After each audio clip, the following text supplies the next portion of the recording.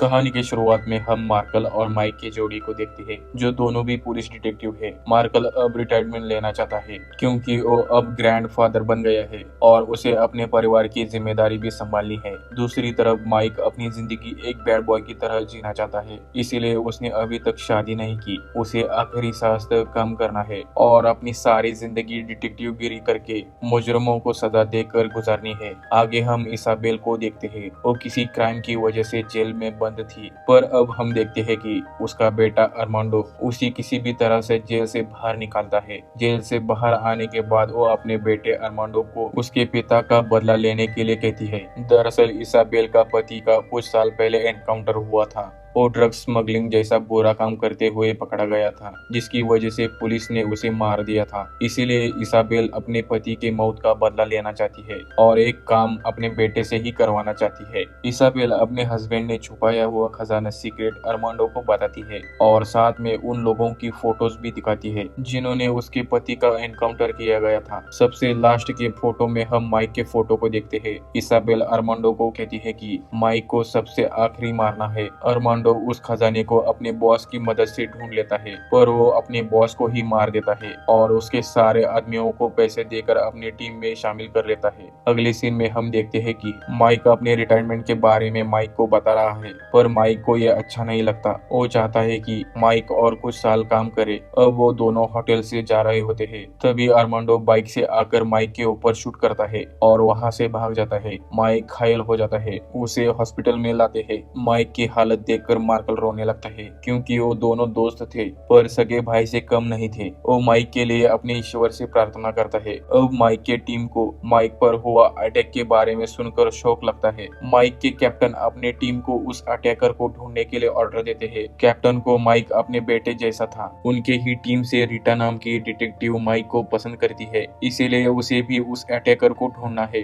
अब इसाबेल को पता चलता है कि अरमांडो माइक के ऊपर अटैक किया है, जबकि उसने कहा था कि उसे लास्ट में मारना है। इसाबेल उसे चिल्लाते हुए कहती है कि तुम्हें पहले बाकी के आदमियों को मारना है। अब अरमांडो एक एक करके सबको मार देता है। मार्कल माइक की देखभाल करता है। 6 महीने के बाद माइक ठीक हो जाता है। माइक को अब उस अटैकर का किसी भी हाल में पता लगाना था। उसे देखना था कि आखिर उस पर क्यों अटैक किया है और इसमें उसे अपने दोस्त का साथ चाहिए था। इसीलिए वो मार्कल को रिक्वेस्ट करता है, पर मार्कल मदद करने के लिए इनकार करता है क्योंकि अब उसने रिटायरमेंट लिया है और वो चाहता था कि माइक भी उसे दूर रहे। अब रीटा मार्कल से मिलने के लिए आती है। वो चाहती है कि माइक इस मैटर में पड़े क्योंकि रीटा को उसकी परवाह है और अभी तक उसकी हालत पूरी तरह से ठीक नहीं है। एक काम वो खुद ही लिपट लेंगी और इस अटैकर को ढूंढ लेगी। पर माइक चुप नहीं बैठता। उसे कुछ क्लिक होने के बाद वो मनी नाम के आदमी से मिलने के लिए जाता है और उसे गोलियां बेचने वाले का नाम पता करता है जो गोलियां उसे मारने के लिए यूज की गई थी। उस आदमी का नाम हिपोक्रेसी है। माइक अपने कैप्टन को उनके साथ काम करने के लिए कन्विंस करता है।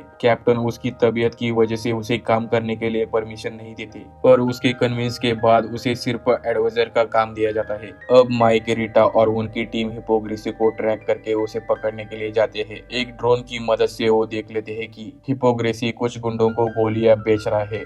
गुंडे हिपोक्रेसी को धोखा देने वाले थे। एक बात माइक को पता चलती है। माइक उसे जिंदा पकड़ने की कोशिश करता है, पर वो आखिर मर जाता है। अगले सीन में माइक और कैप्टन साथ में होते हैं। अरमांडो कैप्टन के ऊपर हमला करता है क्योंकि उन फोटोज में कैप्टन का भी फोटो होता है। अरमांडो कैप्टन के बाद माइक को भी मार सकता था, पर उसके बीच में लड़की आ जाती है और माइक भी अलर्ट होता है। कैप्टन की मौत से सभी टीम दुखी हो जाती है। मार्कल को भी बुरा लगता है। उसे गुस्सा आता है और मार्कल अपने दोस्त के साथ काम करने के लिए रेडी होता है। अरमांडो ने अभी तक अपने सब दुश्मनों को मार डाला है, सिर्फ अब माइक बचा है। माइक की टीम फिर से अपने काम में लगती है क्योंकि अब माइक का अटैकर और उनके कैप्टन का मर्डर करने वाला एक ही है, क्योंकि उसने वही गोलियां इस्तेमाल किया है जो माइक के लिए इस्तेमाल किया गया था। अभी तक मारे गए आदमियों की एक साथ लिस्ट बनाते हैं जिसमें इन सब का हाथ हो। तभी उन्हें लोरेंजो नाम के क्रिमिनल पर शक होता है। उसकी हिस्ट्री से उन्हें पता चलता है कि कल उसका बर्थडे है, इसीलिए क्लब में जाकर उसे उठाने के लिए प्लान बनाते हैं।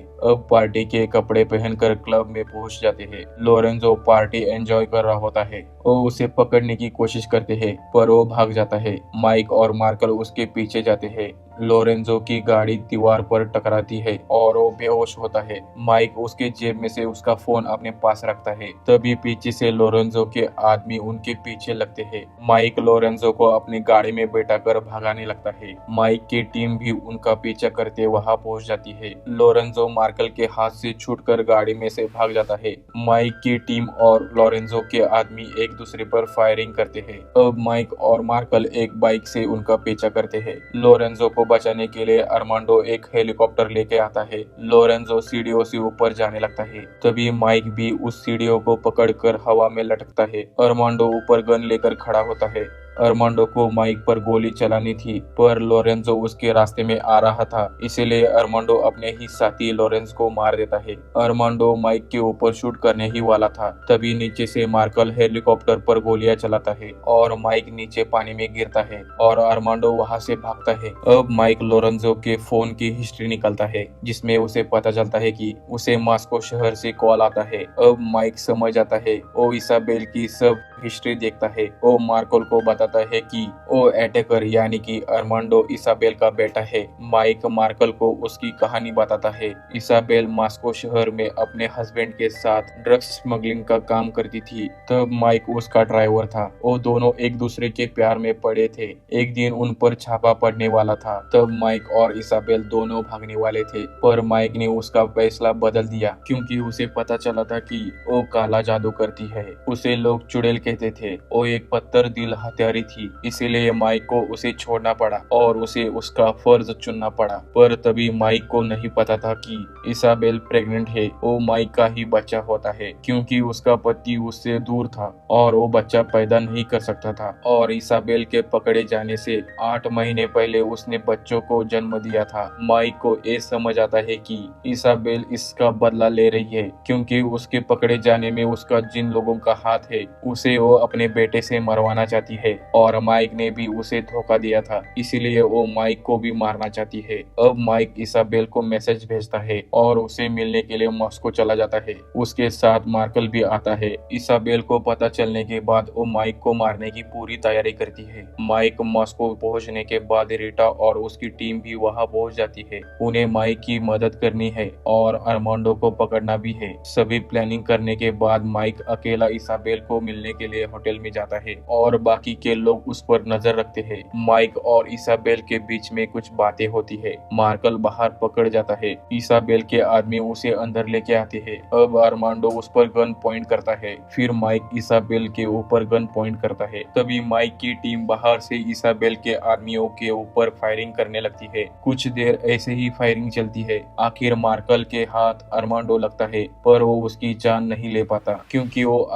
उसका ही बेटा है, इसीलिए उसे नहीं लड़ना चाहता है। अरमांडो अपनी माँ को सच पूछता है। इसाबेल उसे बताती है कि हाँ, तुम्हारे ही पिता है, पर तुम्हें इसको मारना है। वो कहती है कि अगर तुम उसे नहीं मारा तो मैं खुद मार दूंगी। वो माइक के ऊपर शूट करती है, पर अरमांडो को गोली लगती है। तभी रीटा वहाँ पर आके इसाबेल पर फायरिंग करती है और नीचे आग में गिर जाती है और वही इसाबेल की मौत हो जाती है। अब माइक और उसकी टीम निकलने ही वाली थी, तभी फायरिंग की वजह से सभी तरफ आग लग जाती है, जिससे कुछ चीजें टूट जाने पर मार्कल अटक जाता है। माइक उसका हाथ पकड़कर उसे ऊपर खींचने की कोशिश करता है, पर वो अकेला नहीं कर पाता। तभी अरमांडो आकर मार्कल का दूसरा हाथ पकड़ता है, जिससे मार्कल की जान बच जाती है। अब माइक और मार्कल अरमांडो को लेकर बाहर आते हैं। बाहर जोर से बारिश चल रही होती है। गोली लगने की वजह से अरमांडो की हालत खराब होती है। मार्कल एम्बुलेंस को बुलाता है और माइक उसे वादा करता है कि तुमने बहुत बुरे काम किए हैं, पर आगे जो भी होगा माइक हमेशा उसके साथ होगा।